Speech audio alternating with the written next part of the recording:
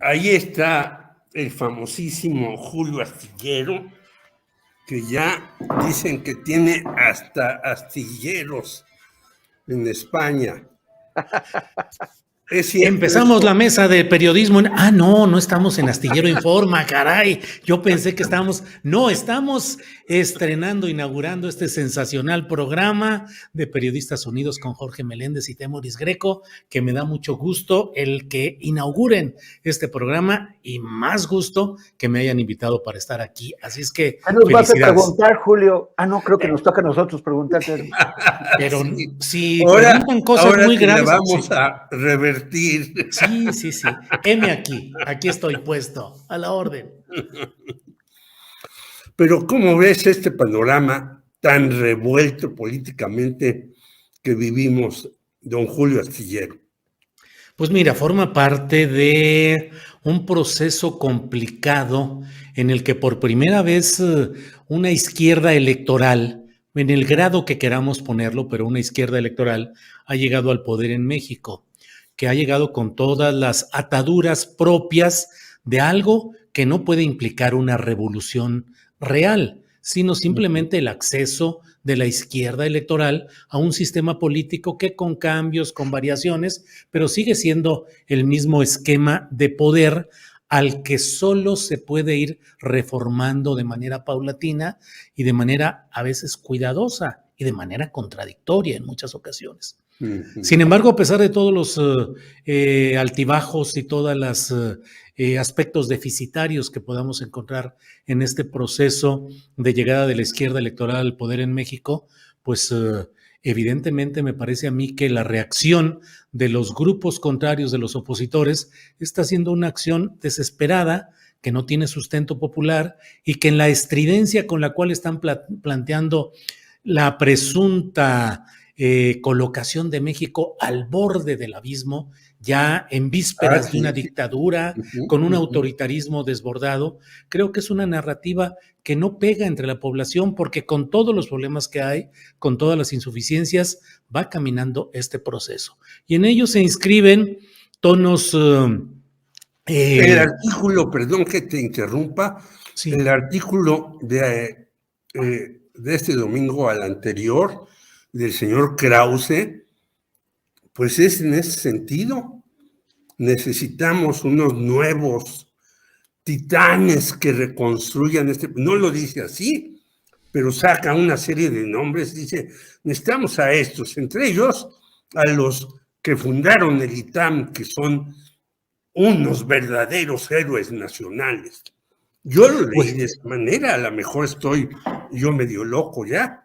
No, de ninguna manera. Lo que pasa es que muchos de estos ideólogos de la derecha, ideólogos del regreso de los anteriores privilegios al poder, pues son, como lo diría el perro Bermúdez, el famoso cronista de fútbol, son tiritititos, simplemente tiritititos que no llegan porque no tienen profundidad y sobre todo, Jorge y Temoris, porque tienen un estigma de origen que les es hasta este momento irremontable.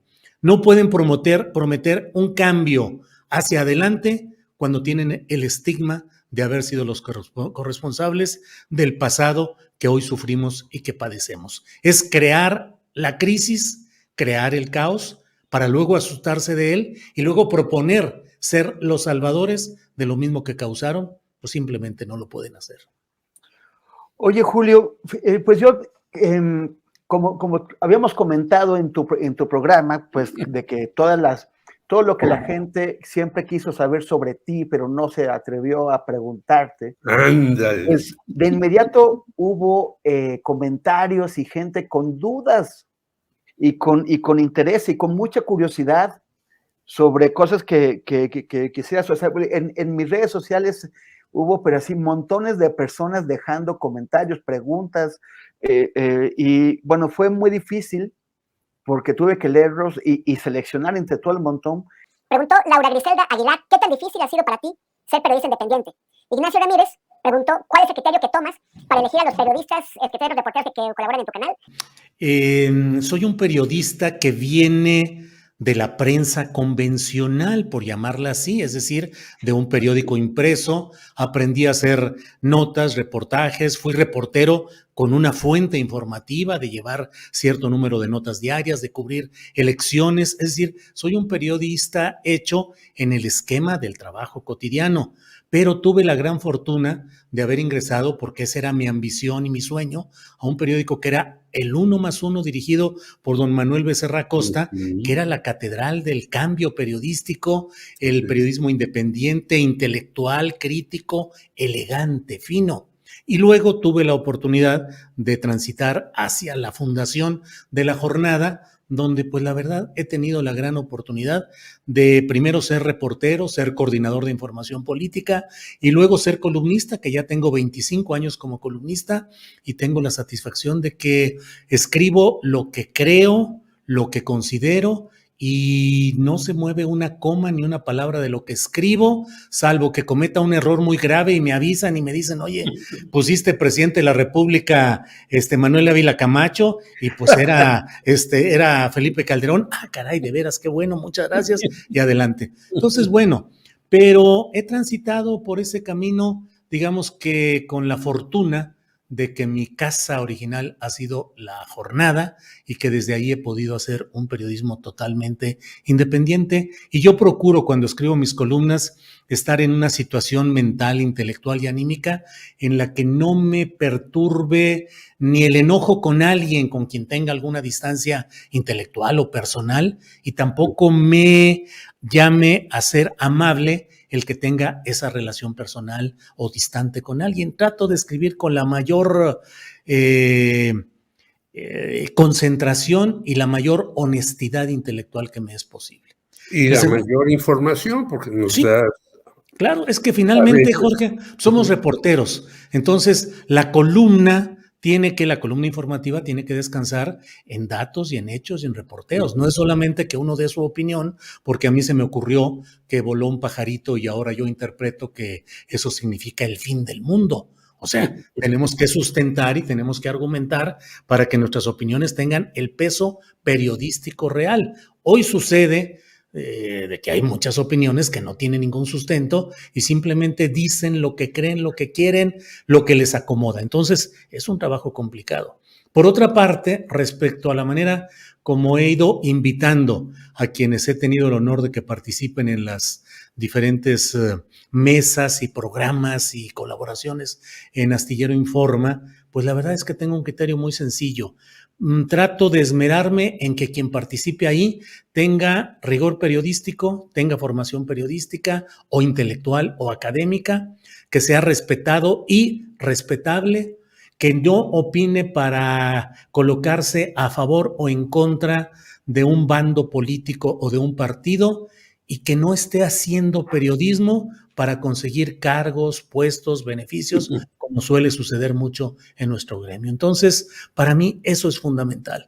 Claro que comete uno errores y claro que a veces te das cuenta de que algún tipo de opiniones tienen cierta carga y bueno, pues tratas de suavizar o eventualmente salen por ahí, es decir, tienen una puertita de salida y la aprovechan, pero en general yo creo que es eso, que podamos decir sin que nuestro dicho tenga una carga de interés partidista o de esperanza de retribución económica o política ilegítima. Eso creo. Te pregunta María del Carmen O, que cómo le haces para estar siempre ecuánime al entrevistar. Y hay una que está bastante buena, tiene su jiribilla, de Rubén Jaramillo. Pregunta, ¿es verdad que existe un cierto pacto implícito y silencioso entre periodistas de izquierda para minimizar la crítica a la 4T por miedo a hacerle el juego a la derecha, pensando que propiciarían un golpe blando? Mira, respecto a la ecuanimidad, Yo creo que la ecuanimidad proviene, para empezar, en mi caso, pues ahora sí que ya por la edad. O sea, ya pasé por etapas de reportero bronco, de reportero peleonero, de exigir que te den la respuesta, de querer meter la grabadora para exigir y de contrapuntear al entrevistado en una rueda de prensa, en una entrevista banquetera. Ya la edad lo va haciendo uno que ya lleve las cosas con más calma. Y por otra parte, pues la entrevista tiene que ser como un acto amoroso. Tienes que saber hasta dónde le puedes apretar para que dé más de sí la entrevista o hasta qué punto tienes que mantener una ecuanimidad para ir haciendo que el entrevistado vaya soltando sus puntos de vista con mayor tranquilidad, con mayor naturalidad. Entonces sí, hay algunas entrevistas en las cuales sí me irrita y me subleva cuando los políticos quieren verle la cara a uno y cuando te dicen, le dices tú, oiga, bueno, pero es que usted declaró esto y esto otro. No, eso fue una mala interpretación de la prensa. No, esos son los que opinan de una manera equivocada. Yo en realidad fue otro el asunto porque mira, en Michoacán una vez y te quieren llevar por otro lado y yo procuro entonces decir, a ver, espérame, pero lo que estábamos hablando, tú lo dijiste, claro que lo dijiste, ¿por qué no lo sostienes? No, porque mira, eso sí a mí en lo personal y a pesar de la edad, me sigue irritando el que no haya respeto al oficio periodístico y al público y se pretendan mantener mentiras evidentes. Una cosa es tener una opinión que tú dices, yo quiero sostener este punto de vista y esta opinión y adelante. Y otra cosa es cuando hay un hecho comprobado que quieres negar y que en muchas ocasiones le quieres echar la culpa a la prensa. Por otro lado, respecto a ese pacto, no lo sé y yo en dado caso yo diría muy claramente, jamás he tenido ni una sola insinuación de nadie para que deje de criticar a la 4T o no la deje de criticar. Como ciudadano y como un hombre de un periodismo de izquierda, que es el que practicamos en el 1+1 y luego en la jornada, es decir, un periodismo de izquierda, no lo negamos, ni tenemos por qué decir que es de otra manera. Desde ese periodismo, claro que me preocupa el hecho de que determinados hechos puedan lastimar al proceso del empoderamiento de la izquierda, pero creo que justamente nuestra obligación como periodistas es la de hacer ver esos errores, esas contradicciones, esas distorsiones y tratar de advertir de que ahí están para que se traten de corregir, porque de otra manera se convierte uno no solo en cómplice silencioso, sino incluso en responsable de que persistan ese tipo de conductas y de errores. Cuando menos nosotros desde un periodismo de izquierda o un periodismo honesto, uno tiene que decir, a mí no me vas a decir que me quedé callado ante el hecho de quién era, por decir algo, de quién era Manuel Bartlett. A mí no me vas a poder decir que lo encubrí, que callé, que dije que era un excelente funcionario y un patriota. No lo puedo decir.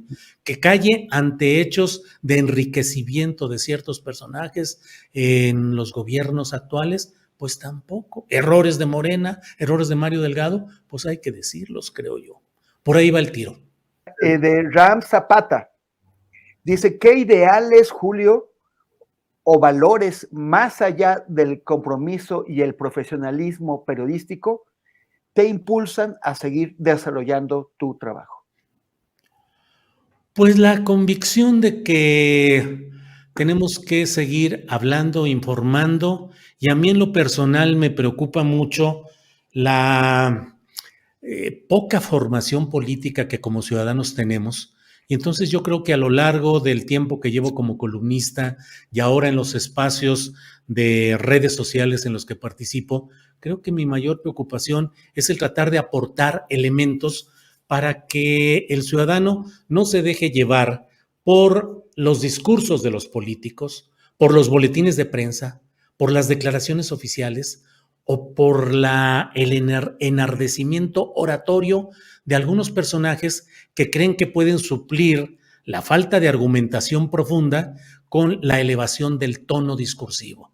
Y entonces hay mucho en México de quienes escuchan a Lili Telles, por decir algo, hablar con energía, y con una retórica profunda y ser el dedo flamígero que señala, y se olvidan de quién es, de dónde viene, de cuál es su historia. Y entonces hay gente que dice, oye, pues esa persona tiene valor, es muy importante, yo creo que debería de seguir adelante. Y por otro lado, políticos desde la izquierda que hablan con una facilidad encubriéndose en movimientos sociales, en intereses populares y que no siempre están respondiendo a ellos, una de dos, o porque están inmersos en las distorsiones propias del ejercicio crudo, crudísimo de la política tan ruda y tan difícil que hay en México, o bien porque tienen intereses distintos. Yo cuando escucho, por ejemplo, escuchaba a Jade Kolpolemsky hablar furibundamente convertida en la socialista, en la chavista, en la castrista más apasionada, yo decía, a ver, espérate, pero pues ahora sí que ¿de dónde? O sea, doña Marcela. Jacob, sí, Citlali Camacho, que es su nombre. Perdón, Citlali, sí. Y cuando escuchas a Mario Delgado, por ejemplo, hablar de democracia y luchamos quienes hemos construido este camino de la democracia y estamos y dices, a ver, espérate, Mario Delgado, con la historia real que tiene. Entonces, a mí me preocupa mucho y me impulsa el tratar de ayudar a que la gente deje de caer en los engaños, que haya una formación política y que entendamos que mientras no seamos capaces de criticar al poder, incluso el poder que nosotros construimos, al que apoyamos, si no somos capaces de criticarlo y procurar su corrección y su mejoría, estamos condenados como ciudadanos a la repetición incesante de los mismos ciclos de esperanza, frustración, y no cambian las cosas de un signo o de otro. Por ahí va.